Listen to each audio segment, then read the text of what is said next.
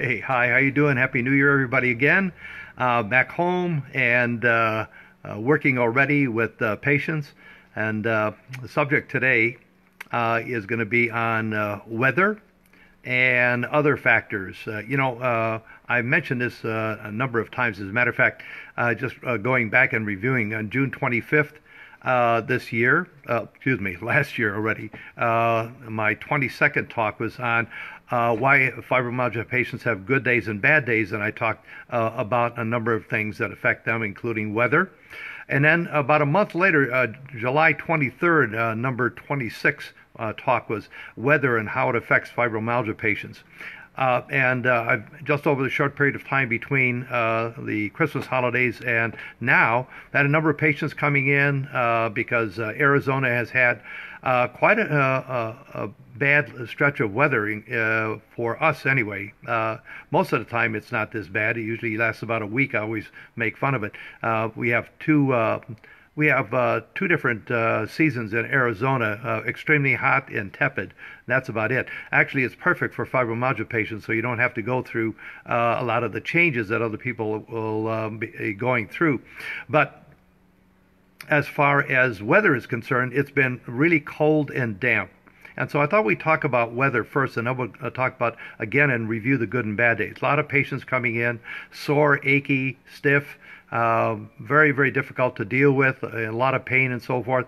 And there have been a lot of studies that have been done, especially in the Midwest, since the Midwest has those really I would say, specific 4 seasons, and they find that seasonal changes really make a big difference as far as the health and well-being and the pain levels of patients. Look, if you have any inflammatory condition, it doesn't make any difference if you have fibromyalgia or some other condition, osteoarthritis or rheumatoid or lupus or many of the other conditions. Keep in mind, every condition, health condition that you have has an inflammatory base. And so when you have weather changes, it makes a big difference as far as the health of the individual is concerned and how they are able to actually deal with these conditions. First of all, they look at precipitation changes. Precipitation obviously is rain, and we've been going through rainy periods. Matter of fact, it rained from Saturday late afternoon, early evening through almost Sunday morning, and then it kind of misted and it was overcast and kind of it reminded me of London fog, as a matter of fact. And so that is one of the reasons why you have changes in how you feel. Barometric pressure changes, of course. When you have stormy weather or dry weather, the barometers go up and down. The barometric pressure makes a major difference as far as your health is concerned also, and how you feel, how you feel from your conditions itself. Humidity. This is one of the reasons why I suggest that Arizona is probably the best place to be if you have inflammatory conditions, especially such things as fibromyalgia, osteoarthritis. Places like Miami, East Coast, that have a lot of humidity are real problematic for fibromyalgia and other inflammatory patients. Whereas Arizona, like I say, we usually only have 2 seasons. One is, like I say, extremely hot, and the other one is tepid. Other than that, we're very, very dry. It's a matter of fact, the joke is it's 115, but it's a dry heat. So you really don't feel the perspiration whatsoever as you're perspiring. Actually, the perspiration actually dries before it even gets into your shirt, and that is somewhat of a problem as far as those people that don't drink enough fluids, because they don't even realize they're losing so much of their fluids in their body. Wind is another problem as far as the changes as far as an individual and how they're able to control their pain levels. When you have a lot of wind, it does cause changes as far as, again, the individual's health and ability to withstand the pain and discomfort that an individual has. So you've got temperature changes, barometer, humidity, precipitation, again, wind. All those things are really, really important that adversely affect anybody that has any kind of an inflammatory condition.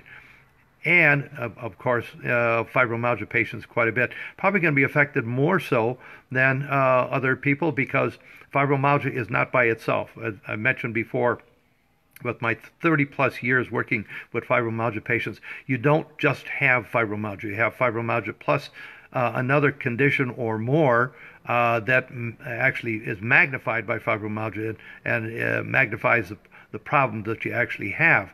So all of those things add up to very uncomfortable times. So let's take a look at good days and bad days again.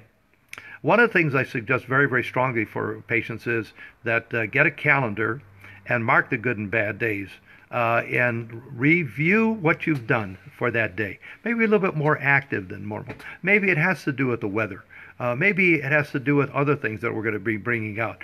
So all of those things kind of add up to good and bad days for fibromyalgia patients. And I would say anybody, again, that has any inflammatory health conditions. I mentioned already seasonal changes, and that's very, very important.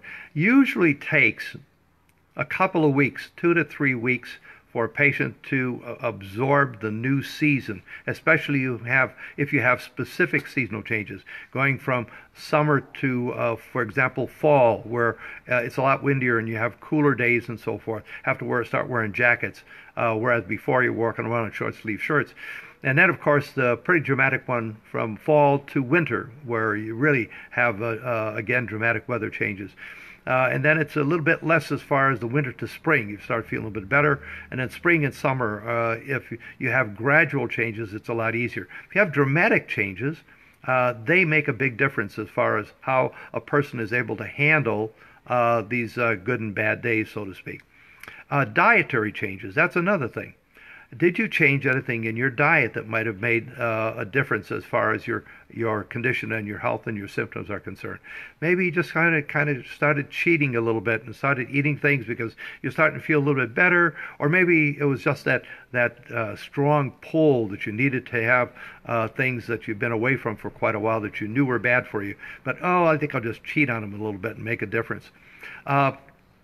Were there changes medicine-wise, the pharmaceuticals? Did you increase or decrease? Did you change your medications that you were taking, whether it be the amount that you were taking or a different manufacturers? Hey, look, you use a different manufacturer's medications, and it does make a difference.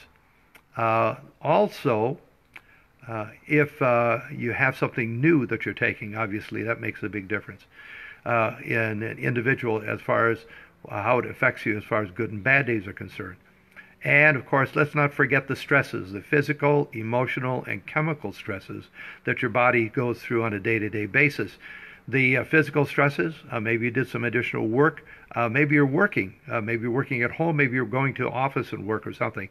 Did you have some additional work that you had to take care of? How about the emotional stress as far as the emotional stress of having to do or deadlines and so forth? How about the emotional stresses of home, of course, itself, and the stresses of marital life or children and so forth? All those things can have an adverse effect on you and your good and bad days. And of course, the chemical aspect. Are you around chemicals that you should not be around? Molds and spores and so forth, especially if you've had a lot of rain. A lot of times mold will start to form very, very quickly. So you need to check on that and make sure you don't have some hidden mold or spores that are going around in your home that are adversely affecting you. But to get back to it, again, a lot of these things are directly related to, again, weather and other changes that take place within your time at home or at work or when you're out. It makes a big difference. Make sure that you realize this fact. It's not that you're getting worse, or it's not that maybe medication and so forth aren't working. Sometimes it takes your body time to adapt to the changes that they're going through, especially if it has to do with weather and seasonal changes. And again, it's always good to review these things. My patients come in and I talk to them and I tell them all of these bits of information, and sometimes they just forget about it. They just forget about the fact that there are changes that actually take place sometimes beyond their control, and yet they are controlled if you understand a little bit about what's going on, and that makes a big difference as far as the individual is concerned. if you want to know more specific information of these subjects, again, you can look back on those talks that I gave, those live videos I gave. One was number 22, that was on June 25th, and the other one was number 26 on July 23rd.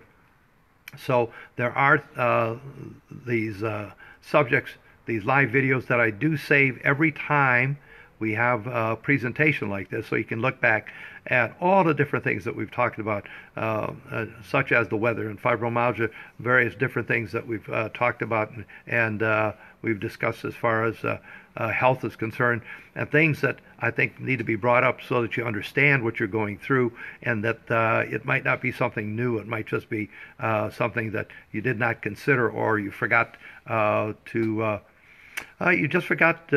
because it just wasn't in front of you. And sometimes these things just kind of sneak up on you. So again, I want to thank you for joining.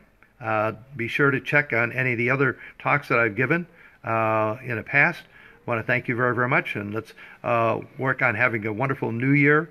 And this is Dr. Ken Muich, Stetson Chiropractic and the Fibromyalgia Wellness Center, where I've been working with fibromyalgia patients since 1990.